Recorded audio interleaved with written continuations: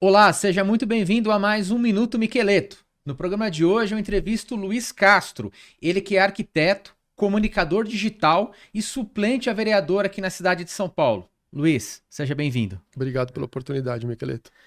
Primeiro é um prazer de conversar contigo. E você vem de uma área muito bacana, né, Luiz? Arquitetura e urbanismo. Como é que foi o início?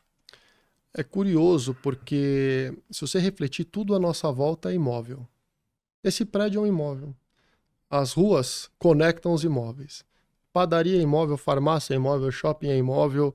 Onde a gente vai trabalhar é imóvel. E aí você começa a pensar, nossa, como é que isso se formou? E é curioso porque é uma pauta tão extensa, porque tudo à nossa volta é imóvel. E eu acabei, além da parte de arquitetura e urbanismo, atuando no mercado imobiliário. Justamente por isso eu queria entender como é que as coisas são construídas, Uhum. os edifícios, como é que o entorno se comporta, urbanismo, e como é que aquilo se comercializa, mercado imobiliário. Então eu acabei parando nessa área por identificar mesmo com isso, não foi uma influência. Eu acabei fazendo inicialmente uma faculdade de economia e depois é que eu fiz a parte de arquitetura e urbanismo. E nunca mais parei. Eu adoro estudar prédios, os arquitetos, as cidades como são desenvolvidas, como é que faz para criar a legislação para que as cidades sejam desenvolvidas e por aí vai. E política hoje, e mercado imobiliário, ou imóvel, ou urbanismo, ela não tem mais como se separar. A raiz das cidades, ela começa ali. Você acaba tendo uma visão 360, né? 365, se for, se existir esse pouquinho a mais. Você comentou um ponto que eu acho interessantíssimo a gente poder conversar. A estrutura das cidades, né? E o crescimento desordenado que as grandes cidades acabam tendo, Né? né? E a arquitetura e urbanismo é extremamente importante nisso e nessa visão. Como é que você enxerga isso? Vamos lá, excelente ponto. E aliás, eu acho que para quem vai assistir pode ser uma grande lição de vida da história de onde viemos e para onde vamos. Eu acredito que todo político que vai legislar pela cidade, ele precisa ter o conhecimento de urbanismo. Como é que uma pessoa pode escrever as leis de desenvolvimento urbano da cidade sem ter informação na área? Infelizmente é uma falha da democracia, porque acaba elegendo uma pessoa para ocupar um cargo de extrema importância. E essa pessoa depois, ela deveria contratar pessoas para atuarem com ela que têm formação. Então você tem algumas audiências públicas, por exemplo, que eu participei de várias na revisão do plano diretor, que a gente pode também Uhum. falar um pouco aqui. Quais são os melhores caminhos para a cidade? Então, abre o plebiscito, as pessoas falam, as associações falam, você chama o Conselho de Arquitetura e Urbanismo, fala, determina, chama os técnicos, mas a decisão é política. Aí é que essa palavra muito bem utilizada, que é o desordenado. Uhum. E é assim que acontece, infelizmente. Mas, para tudo, a gente consegue, no momento de hoje, eu não te falo que haverá uma melhora exponencial. Isso é fantasia. O que acontece é você fazer com que as coisas piorem numa velocidade muito menor e vai existir sim uma grande necessidade de adaptação das pessoas, como por exemplo os HIS, que é uma família morar num apartamento de 26 metros. Isso é inconcebível, mas é uma tendência. E tem tido um número gigantesco de construções nesse sentido aqui na cidade de São Paulo. Eu mesmo fiz uma matéria na Câmara Municipal onde entrevistei o Rubinho Nunes, né, Uhum. que é o responsável pela pasta, e é um problema assim praticamente sem solução, como você me disse, né? Solução, eu acho que ela teria se houvesse vontade política, porque na revisão do plano diretor, do que eu me lembro das 30 e poucas audiências que eu participei, como arquiteto, como urbanista, como empresário do mercado imobiliário, eu já questionava a fiscalização dessa comercialização. Como é que é o processo? Porque é muito bacana você ter políticas de habitação de interesse social, que ela tem como premissa você trazer para os eixos de transporte, centros mais densados, evitar o deslocamento de horas de quem mora na periferia. Então eu vou Uhum. trazer as pessoas da periferia para a região central para poderem ter uma qualidade de vida, evitando grandes deslocamentos, até porque a malha viária e o transporte já está saturada há décadas. Só que não foi criada à época, e foi alertado, a fiscalização de quem comercializaria. Como é que atende realmente aquilo? Porque como eu também trabalho no mercado imobiliário, Uhum. eu sei como as intermediações desses imóveis acontecem.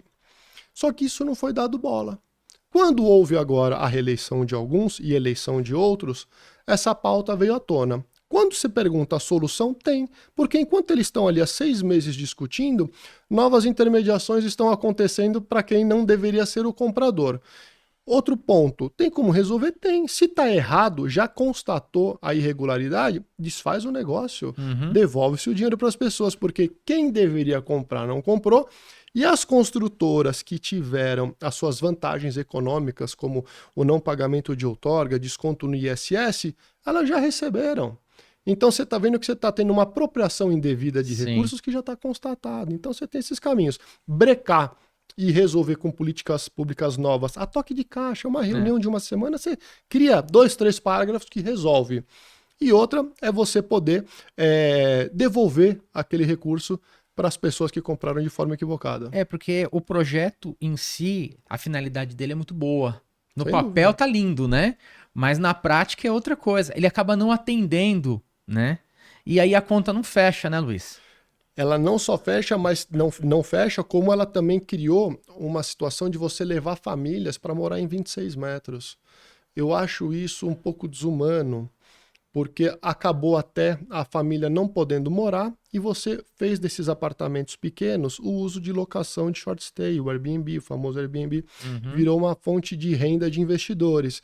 Então, foi muito mal desenhado, a ideia é linda, faz todo sentido, mas, como sempre, você precisa ter o técnico dando o aval na política pública e não a decisão política aonde coloca os interesses políticos acima dos interesses particulares das pessoas. E aí o projeto ele perde a sua finalidade, Total. não atende quem deveria atender e acaba virando pelo lado comercial. Totalmente. As pessoas não são atendidas e causam caos no setor, né? A famosa bolha imobiliária. Você tem receio que isso possa acontecer a médio e longo prazo? Olha, eu não acredito muito em bolha, porque eu vejo que sempre vão ter pessoas buscando oportunidades de negócios. Eu tenho uma frase, quando eu presto alguma consultoria, que diz o seguinte: não existe mercado imobiliário ruim, alternam-se as oportunidades. E eu acho que todo mercado em baixa é oportunidade de compra, e o mercado em alta é oportunidade de venda. Então, e como você tem uma crescente da população, então você sempre vai ter aí a comercialização acontecendo, os espaços serão preenchidos. Um mercado aquecido, né? Sempre. E ele é sempre ligado à economia, né? Como nós temos uma economia oscilante, o mercado também acaba respingando isso, né? O mercado ele oscila nessas oportunidades. Tivemos a época dos flats, tivemos o boom dos estúdios, tivemos o HIS dessa forma conturbada. Tivemos uma época que era muito bom você lançar apartamentos de 4 dormitórios, hoje já restringiu bastante, porque o comportamento da sociedade mudou. Você pega algumas estatísticas de quantidade de filhos de décadas atrás, é diferente de hoje. Você tem hoje necessidade de adaptações de prédios, como por exemplo Pet Place, Coworking, algumas coisas que não eram comuns anteriormente. Então você sempre tem um mercado se adaptando a como a sociedade se desenvolve e se comporta. Você que é morador da Zona Sul, você viu e está vendo uma mudança muito grande ali na região com a construção de prédios e essa movimentação. Porque assim, não só a construção de prédios, mas também a melhoria que acaba tendo que ocorrer, né? Porque há uma demanda, né? É curioso que o adensamento ele é desenfreado.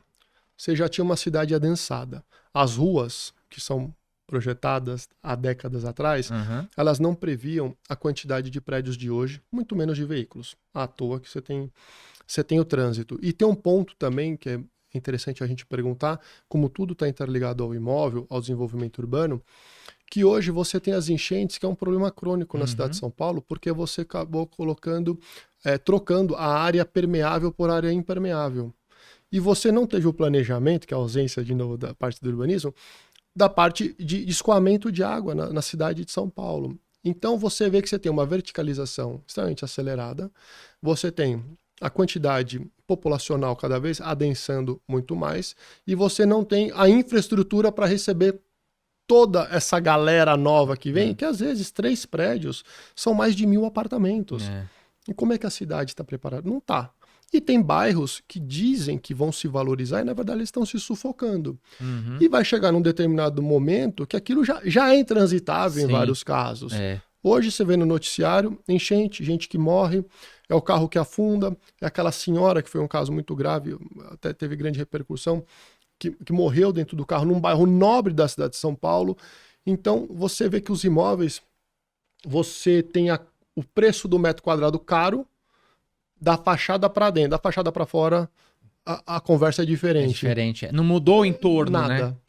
Se construiu uma residência pequena, né? De pequeno porte, de mínimo espaço, né? Mínimo espaço. E aí você consegue ter uma qualidade de vida média para ruim, porque você não tem muito trânsito dentro de casa, né? O seu ambiente. E ali o entorno é aquela mesma coisa. O entorno, eu digo que a valorização do imóvel, ela está mais ligada à fachada para fora, do muro para fora, Uhum. do que para dentro. Você pode ter ouro na sua pia, no seu quarto. Se o seu entorno não for bom, e o entorno é política pública, é desenvolvimento urbano. Você pode ter ouro dentro de casa que você não vai conseguir vender. Uhum. Então, a valorização hoje, e é um tema que eu falo muito para os corretores de imóveis, que eles têm que se tornar uma autoridade em transformação urbana e imobiliária. São mais de 300 mil no estado de São Paulo. É porque você precisa entender a problemática toda, né? Sim. Antes de você poder oferecer uma oportunidade dessa. E sustentar valor. É. Porque o valor do imóvel hoje ele está mais atrelado à valorização, os caminhos até sua casa, do que propriamente o que você tem dentro de decoração. Uma pergunta que eu te faço é o seguinte, Luiz. Tem tanta construção. Em São Paulo, assim, virou um canteiro de obras, né? Em todo lugar você vê corretor entregando papel, folheto. Você entra na internet e vem aqueles anúncios, os vendedores já caem no seu WhatsApp, já começam a te oferecer imóveis. Olha, tantas condições. Vem aqui sem garagem, HIS, não sei o que, não sei o que lá. Vai ter tanta gente assim, cara? Eu te pergunto, porque é um fato curioso. Será que essa conta vai fechar, Luiz? É assim, hoje um dos maiores problemas das construtoras é o estoque. Então ela lança um prédio com 300 unidades, ela vende 100, 150 e sobra metade ainda para comercializar. A maioria, ou grande parte, tem ações na bolsa, então eles têm que lançar o produto. Ele tem um banco de terrenos, então ele tem que lançar porque tem as ações ali para comercializar. Então, e com o aumento da legislação que pode verticalizar mais, e a gente tinha uma briga na Câmara para reduzir, pode verticalizar mais, eu te falo que hoje a quantidade de profissionais no mercado imobiliário não consegue atender todas as transações imobiliárias que acontecem dentro do nosso estado. Então, respondendo, vai ter estoque, aí você tem as oportunidades, porque o imóvel está parado, né? Aí é aquilo que eu falo que não acaba tendo bolha, você acaba tendo pessoas ocupando esses espaços, e isso é mercado, né? É a questão de criar oportunidade e demanda. Você tocou num ponto interessantíssimo. Câmara Municipal. Até onde que fica o papel do parlamentar, do vereador, em olhar, enxergar, em fiscalizar esse tipo de projeto para que ele não perca a sua finalidade? Essa pergunta é demais. E eu vou até um pouco antes. Eu acho o papel do legislador o papel mais importante, eu acho que da política, que é você escrever as leis da sua cidade. O sujeito, ele passa a campanha inteira fazendo confusão. Ele cria confusão para gerar aparição e não tem solução. Ele não apresenta a solução. Ele é eleito. Ele não sabe o papel do legislador. E hoje, infelizmente, você vai na Câmara Municipal, você vê o púlpito sendo usado como um palco de teatro para criar conteúdo, onde, como não tem solução, não tem projeto, é raro você pegar um político que entenda do mecanismo e queira criar a legislação correta para aquilo, até porque as pessoas hoje em dia, a maioria, infelizmente, você tem uma grande quantidade de público que consome esse conteúdo desregulado e acaba votando. Então, ele entra lá num papel fantástico, mas ele não exerce. Ele não exerce porque ele não sabe. Vou dar um exemplo. Hoje, você tem... Eu vou chutar aqui, 90% dos legisladores, eles não têm um histórico política de saber como a cidade funciona. Vereador vem do latim de vereança. Ele é para ser o caminho, traduzindo do latim, vereança, veredas, de ser a pessoa do bairro. Uhum. Ele chega lá, ele não está mais tomando conta do bairro. Por quê? Por um acordo, ele acaba assumindo uma subprefeitura de um outro local, no qual ele tem conhecimento zero. Aí ele faz a contratação de assessores que não são também daquele bairro e que são de extremos da cidade, que não têm o conhecimento daquele bairro. Aí eles vão nas reuniões dos CONSEGs, que são os Conselhos Comunitários de Segurança, alguns vão para tentar entender qual que é a dinâmica do bairro. E essa reunião ela é feita por munícipes voluntários. E alguns que exercem muito bem essa atividade. E olha só que curioso. Eles vão lá para tentar entender quando a obrigatoriedade dele já era de saber. Porque eu entendo que um subprefeito, por exemplo, ele deveria ter uma escola de passar pelo CONSEG de alguns anos.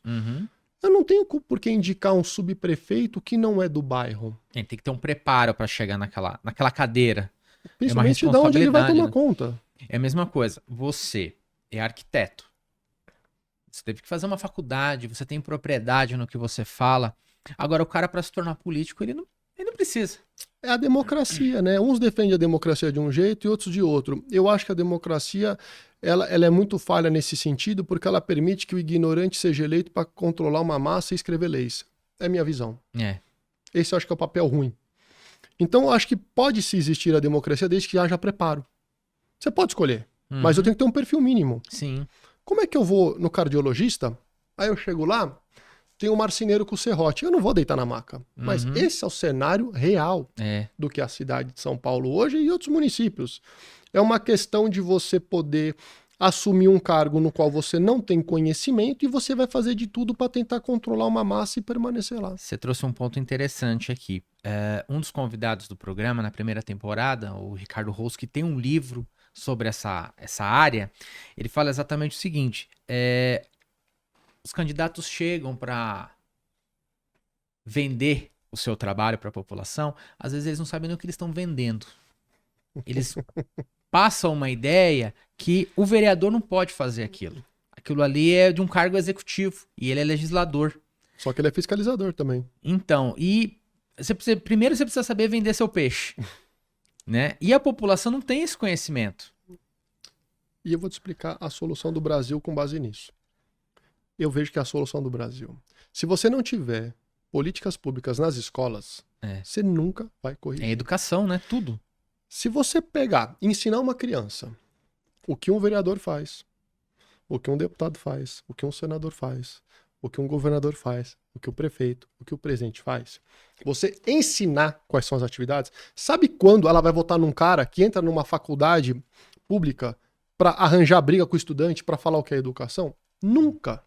Porque não é formar cidadãos de bem você entrar numa escola, bater nos outros, independente da sua opinião, para você criar uma confusão, para você ter aparição, para você ser eleito. Isso não é caminho. Isso é colapso. Agora, quando você tem a pessoa instruída, ela fala, não, esse cara aqui é o último da fila e não serve pra nada. Isso aqui é um fanfarrão. E eu vejo isso cada vez mais crescente. É uma inversão de valores, né? Aí, e curioso, que você tem as forças de segurança acompanhando muitos deles para proteger quem faz esse tipo de farra lá. Então, tá errado. Você tem a força de segurança que devia estar numa outra categoria, atuando em outras questões, fazendo proteção para quem vai arranjar confusão. No meu modo de ver, isso está errado. Aí, você vem com a ausência de educação. A ausência de educação, você tem a ausência de formação de cidadãos. Quando você tem ausência de formação de cidadãos, você está criando um cenário de insegurança. Quando você cria um cenário de segurança, você precisa vir com políticas públicas de segurança. Então, a solução da segurança, ela não é a punição ao extremo. Que eu sou a favor da punição, mas estamos no país da impunidade. Mas só faz sentido ter a punição se você tem instrução na base. Senão você não corrige nunca.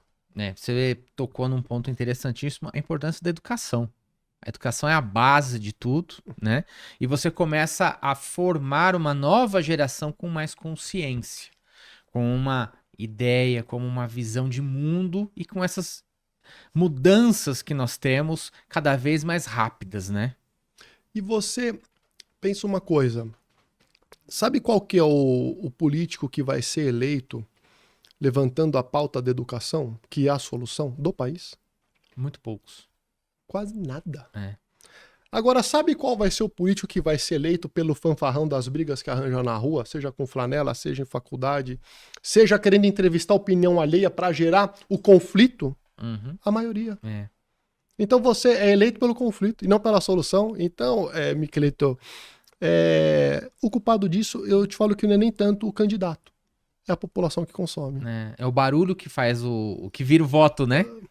Antigamente nós fazíamos o santinho, o material na rua, o trabalho do vereador, né? O trabalho do representante de bairro, da comunidade que estava lá tentando ajudar no máximo que ele pode. Hoje em dia é o cara que faz barulho na internet, que faz os vídeos virais. Se for o vídeo viral saudável, ele não é eleito. Se é o vídeo viral da confusão, ele é eleito. O problema não é o vídeo viral, porque acho que a comunicação, ela precisa alcançar.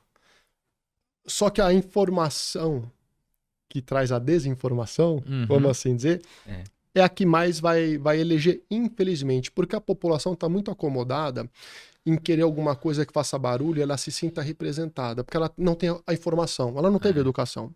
Então ela dá o like, ela compartilha, ela grita junto. Porque ela não sabe gritar numa Câmara Municipal, ela não sabe participar de uma audiência, ela não vai numa reunião de Conselho de Segurança, ela não sabe o que é o Conselho participa, ela não sabe nada. Então ela pega aquilo, que ela é desinformada, ela vai e transforma isso num colapso. E aí vai compartilhando, coloca no grupo da família, no WhatsApp, e aí a coisa vira aquela conotação toda. Terrível. Esse é o grande problema. E você que é o começo do fim. É o começo do fim. E você que é comunicador, você que tem um canal na internet, você sente muito em relação a isso, né?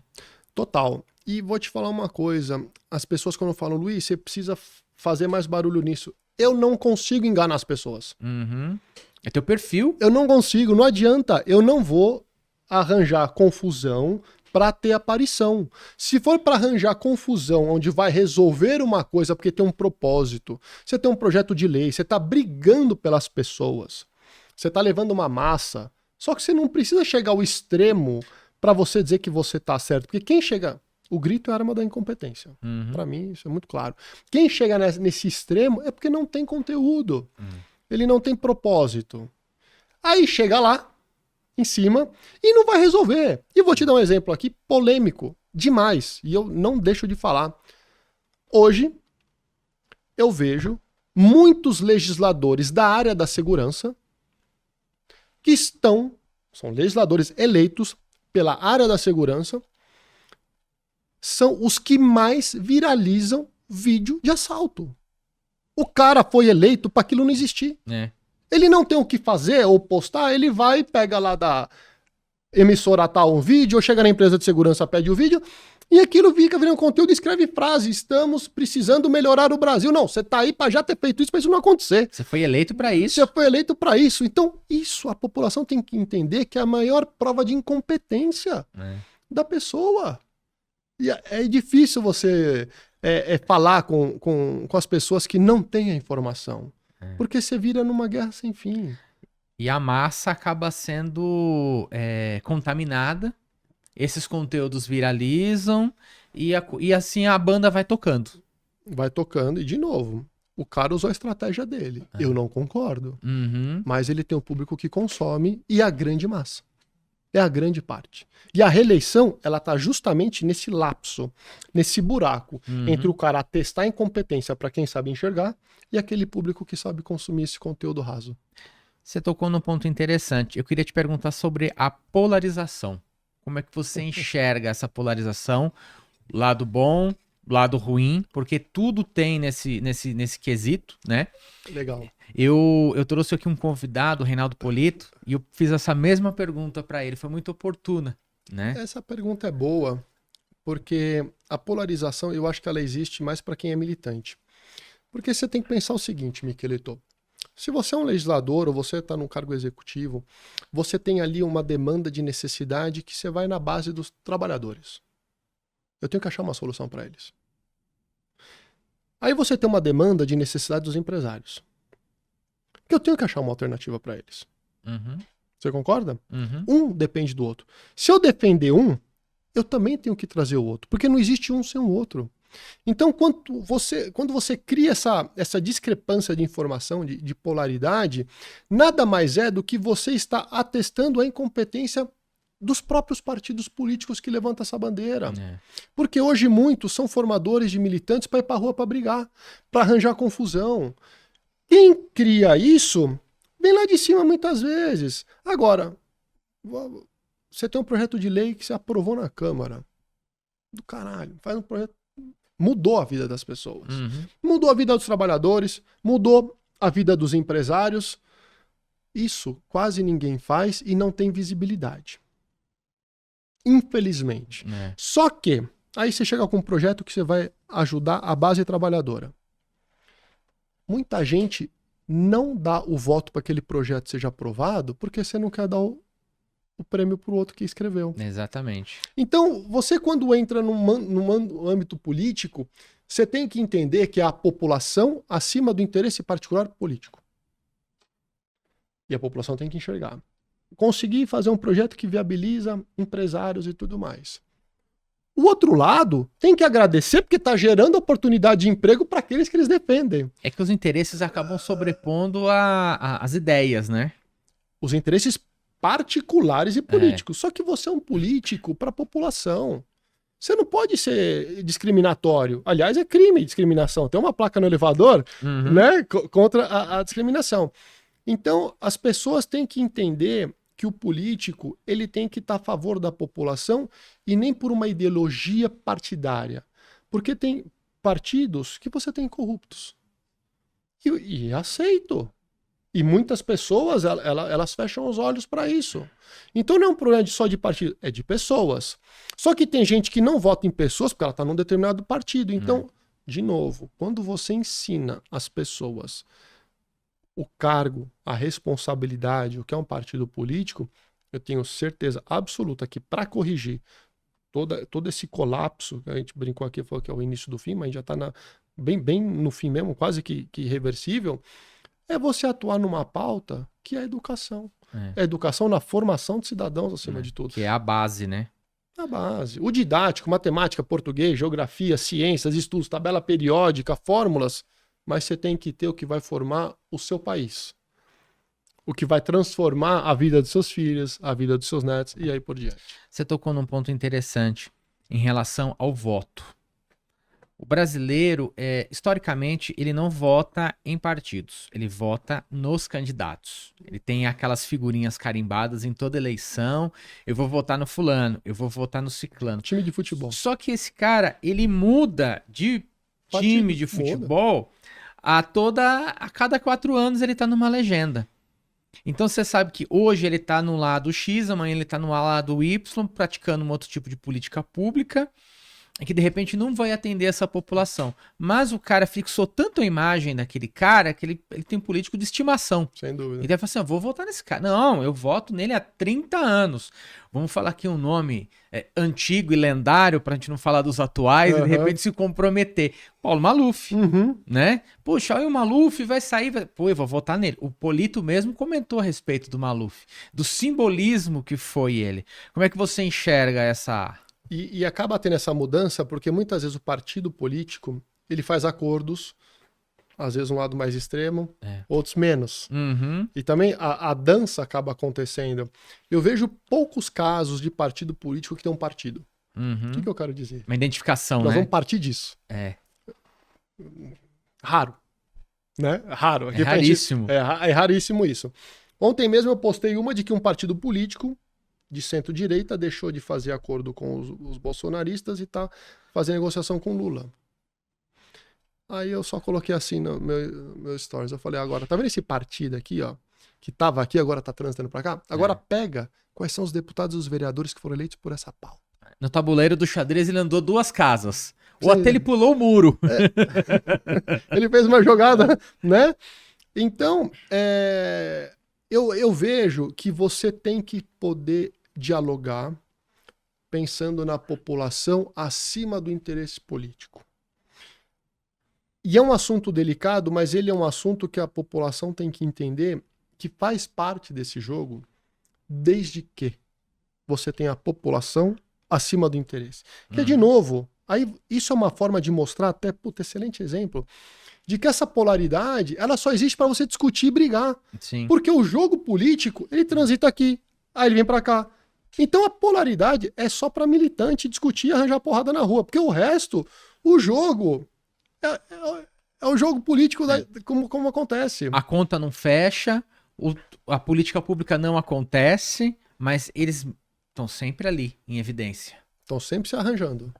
E às vezes no bom sentido, porque eu preciso dar a mão pro diabo às vezes, para resolver uma questão. Se você tem a visão de que aquilo vai ser para a população acima do interesse político, você é um cara que você tem que engolir a lagoa para poder ser macio. Você vai ter que chegar lá e falar, isso não é você ir contra ideologias, mas eu estou buscando um bem maior e eu estou tendo que articular dessa forma. De novo, a polaridade, se você ficar só num lado ou no outro, você não vai para canto nenhum. Você não vai. E eu não estou defendendo porque eu odeio essa história de polaridade. E também não vou dizer que existe um centro. Eu estou dizendo o seguinte, se é para atender aqui, tem que resolver. Se é para atender aqui, tem que resolver.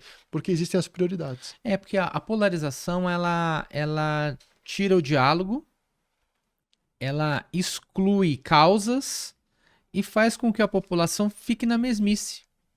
Você vai praticando mais do mesmo em toda a eleição. E, o fulano fez isso. Mas ciclano também. Mas outrano fez. Mas quer dizer, eu tomo lá da cá. E aí a coisa não anda, né? É a falta de preparo de entender o que é política. Falamos exatamente aqui no início das construções dos HIS. É um aqui que pode, o outro aqui que não pode, e você vai no jeitinho. E a conta não chega para a pessoa que mais precisa desse tipo de apartamento, desse tipo de empreendimento, e vai criando-se um caos social, né? Mais 6 meses de prorrogação da CPI. Mais 6 meses imóveis sendo vendidos sem regra. É escancarado. Aquela pergunta, tem solução? Tem. Se eu tô lá, vai parar. Até resolver. Vamos sentar todo mundo, tem uma semana para resolver. Ou vai devolver, esse aqui vai ser preso, esse aqui vai tomar multa, esse aqui vai devolver dinheiro pro cofre público. Tem que resolver. E as causas, ele já tem mapeado. Só que é aquilo. Deixa eu te fazer a arte de discutir é a arte de se manter em evidência. Eu ia te perguntar, mas e o papel do STF numa situação dessa? Ele não pode intervir? Ele não pode, de repente, falar, olha, calma, deixa eu dar uma olhada porque essa questão tá ficando... Se entendessem que isso é legítimo e a população merece, com certeza. Seria o papel deles, né? Essa é a resposta. Seria o papel deles. Se eles entendessem que a população merece, é papel deles. Mas a gente tá como tá. Então, eu acho que é uma discussão, às vezes, pequena a essa vista, né, de quantidade, de impacto. Mas eu acho que teria que ser pela seriedade da causa. E não pela quantidade de pessoas impactadas. Sabe? Pelo propósito de não entregar a quem precisa. De você ter uma regra que ela não é obedecida. Você ter uma lei que ela não é obedecida. E a ausência de fiscalização, ela faz com que tudo isso aconteça. Então, vira aquele jogo de empurra. Eu participei numa reunião na Câmara. Não era uma audiência, foi um encontro promovido por um vereador, que está lá hoje na bancada lá da CPI. Eu só fiz uma pergunta. Todo esse barulho, alguém vai preso? Você teve um desvio de finalidade, você teve apropriação indébita, você teve recurso público aqui, você teve uma série de coisas. Alguém vai preso? Ele ficou mudo. Ali, antes de começar a CPI, eu já entendi qual ia ser o tom do negócio. Não ia dar nada. E é capaz de sobrar pro corretor. Só barulho. O corretor que fez a venda. E o corretor, às vezes, ele sofre lá. E aí é que eu acho que o CRES tem uma responsabilidade muito grande nisso, que é a autarquia que fiscaliza e regulamenta a profissão, que se é de uma gravidade, uma seriedade, a comercialização de imóveis, tanto é que tem que ter a formação, e você tem uma habitação de interesse social como uma política pública para favorecer determinada classe, deveria ter um treinamento específico para corretores que comercializam HIS. Por exemplo, você quer ser correspondente da Caixa? Você tem que fazer um cadastro. Se é para comercializar o HIS, você tem que ter um carimbo, porque qualquer coisa que aconteça ali, é muito mais prático você fazer a fiscalização em cima disso. Você vai setorizando. Você vai dando mais qualidade e experiência até para o cliente, porque você está conversando com um profissional que tem preparo para a comercialização desse tipo de documentação. Uhum. Você está dando muito mais prestação de serviço até para quem vai comprar. E para quem vai vender, que são as construtoras, tem um time formado, especializado nisso. Não é qualquer pessoa tirando um pedido. Aí uns culpam o cartório, outros culpam a caixa, outros culpam a construtora, outros culpam o corretor, outros culpam o cliente que burlou o documento. Tem 6 culpados em cima disso. E foi feita a venda. E continua sendo. E continua sendo. O mercado vai girando. Vai girando. E quem precisa exatamente não acaba não adquirindo. Não vai adquirindo. E eu tinha visto nos comentários antes da gente conversar sobre a regularização dos imóveis. Eu achei muito interessante quando eu li isso, porque o que eu queria comentar quando eu li, hoje você tem 100% dos imóveis são irregulares. Aí quando você fala, Luiz, mas de onde você está tirando essa irregularidade? É simples. Você paga um IPTU, cuja origem é duvidosa. A prestação de serviços da prefeitura em relação ao imposto, ela não é aplicada. Você tem uma irregularidade no mercado imobiliário que você não tem o retorno. Então você está pagando alguma coisa que não deveria estar sendo paga nessa proporção. Para mim isso é irregular. É regular. Não adianta você pagar um IPTU altíssimo em regiões nobres, por exemplo, caiu uma chuva, você não entra na sua garagem. E aqui em São Paulo choveu, parou. A questão da própria segurança em si também, a iluminação das ruas. Você paga um IPTU caro, você paga o IPVA no começo do ano e ganha um galho no teto do seu carro. Porque você tem o nosso clima, graças a toda essa desordem, ele está cada vez pior. Então, essa irregularidade precisa ser recompensada. E a população não tem a mínima ideia de como fazer isso. E eu te digo que é simples. Porque eu participo de audiência, políticas públicas, não estou pedindo voto, mas eu me interesso pela pauta. Porque eu estou dando valor ao meu dinheiro. E aí quem ganha o voto é quem acha confusão. E não sabe resolver. Vou dar um exemplo. Aqui, Parque do Ibirapuera. Estava outro dia lá, à noite, correndo no parque. Passo lá, tem um restaurante dentro do parque, que tem uma área reservada, onde você tem mata nativa, onde você tem animais. Parque do Ibirapuera. Começando um som extremamente exagerado, fora da curva. Eu entrei no restaurante e falei, ó, tá errado. Você precisa baixar esse som por causa disso, disso. Quem é você? Eu falei, eu sou um munícipe. Eu conheço a legislação, isso aqui tá errado, isso aqui não pode ser desse formato, tal. E expliquei com bases legais. Vamos abaixar o som. Não abaixaram porcaria nenhuma. Então tá certo. Aí mandei um e-mail, um pro restaurante, um pra Urbia, um para a Delegacia do Meio Ambiente, mandei para o Conselho Comunitário de Segurança que fica em torno do parque e mandei para a Guarda Civil. No domingo seguinte, que teria um outro evento igual, o som praticamente inexiste. Hoje a perturbação do sossego é uma pauta dificílima. Nos bairros, então. Baile funk, bar fora de horário, né? É um inferno. Eu te digo que em uma semana eu resolvi o que nem o Conselho Gestor resolveu. Porque na ata da reunião do Conselho Gestor de outubro do ano passado já constava a reclamação. E isso, você não precisa ser um mago para resolver. Você tem que se interessar. É que hoje a população não tá... Ela gosta, ela quer reclamar. Ela quer ter um espaço e aí as redes sociais acabam sendo esse meio mais fácil de massificar a informação. Uma informação que não é checada. Só que ela não reclama com base contundente. E ela não faz... Ela gosta de compartilhar um barulho a mais. Exatamente. Sabe? E eu acho que esse é o vácuo que acaba se criando. Então eu convido as pessoas a participarem. Quer saber como o seu bairro funciona? Há 40 anos... Tem uma reunião todos os meses aqui. Você sabia disso? Há 40 anos. Essa informação não chega. E eu vou te falar o porquê muitas vezes não chega. Porque não tem interesse, muitas vezes, do executivo de falar quais são os caminhos para a pessoa reclamar, porque vai gerar demanda. E você vai gerar demanda para uma pessoa que não é do bairro. Olha como é que vai aumentando isso, né? É o cenário. Aí você vê um fundo partidário que partiu de 1 para 4,9 bi e você tem problemas de lixeira no poste. Assim, é isso. Essa é a realidade.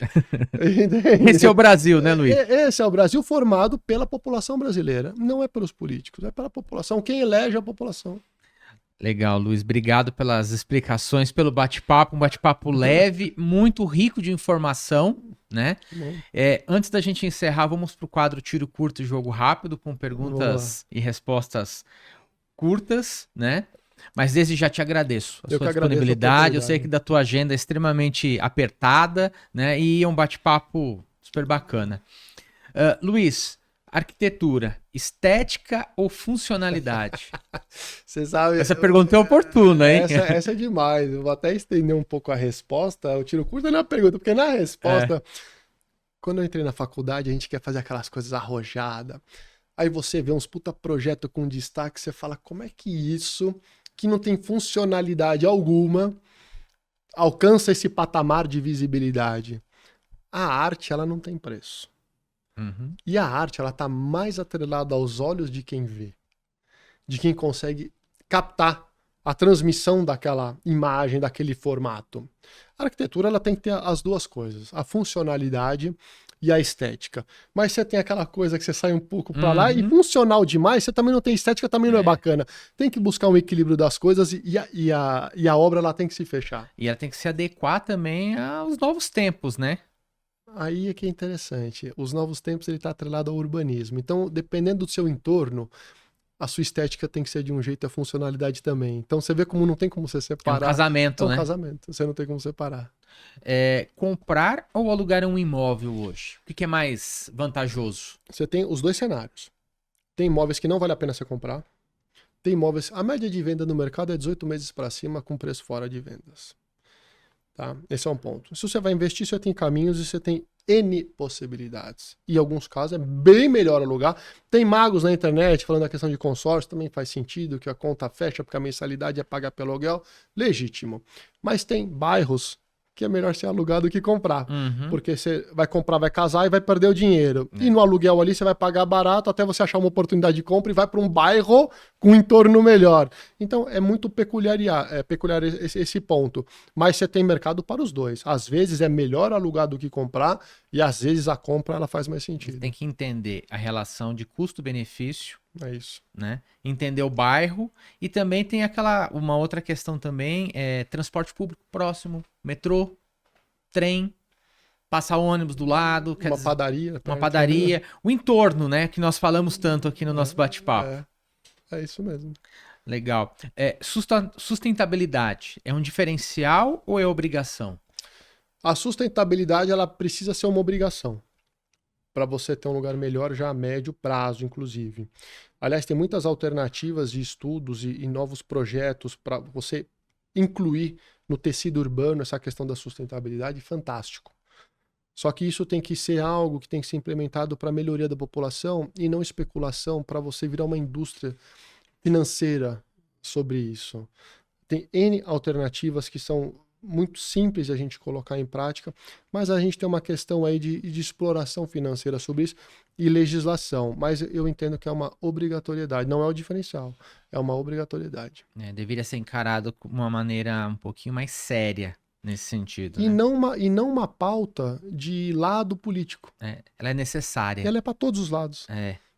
Isso é pauta mais para esse lado. Não, isso é necessário para o seu filho. Para o filho ali, para que você não tenha a enchente. Para o futuro, né? É para o futuro, ela é necessária. Essa visão futurista que as pessoas não têm, Luiz. É complicado. É complicado. As redes sociais, elas aproximam ou distorcem o debate contra a cidade? Ela distorce. Ela distorce porque você não tem uma regulamentação de conteúdo. Então hoje você faz um vídeo que metade dele é uma pessoa pregando um prego e a outra metade dele, para chamar atenção, outra metade é alguém discutindo políticas públicas, por exemplo, ou de repente tentando ser capcioso numa informação para deturpar, ela é muito negativa. Eu sou muito a favor de você em loco ver o que está acontecendo. A audiência do plano diretor, você não tinha ninguém sentado ali, olhando o futuro do bairro. É. Que vai sair, vai mudar a lei dele, do bairro dele, como o imóvel dele vai ser impactado positivamente e negativamente, você não tem. Então, eu acho que como um meio de comunicação para você aprender um conteúdo, sim, mas você querer ensinar através de rede social, eu acho que é muito perigoso. Muito complicado aí. E a nossa última pergunta, uma palavra que define Luiz Castro. Chato. Mas muito inteligente. Chato. Muito inteligente e, assim, uma pessoa que tem um conhecimento ímpar da área que trabalha. Isso é muito bom, Obrigado, Micareto. muito bom. E é um prazer te receber aqui e você volta, Com certeza, tá só bom? O convidar, tô convite aqui já de está volta. feito aqui futuramente e quero você aqui para falar um pouquinho mais sobre essas mudanças do São Paulo e também do Brasil. Com certeza, porque aqui a gente está na metrópole que conduz muita coisa, aqui vira exemplo para outros lugares. E parabenizo você pelo seu canal, empreender nessa área, que é uma área extremamente concorrida, com desinformação.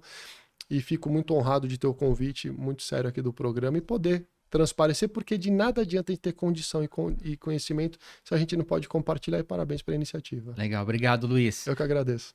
E para você que curtiu o nosso programa, curta o nosso canal e compartilhe os nossos conteúdos. E até a próxima.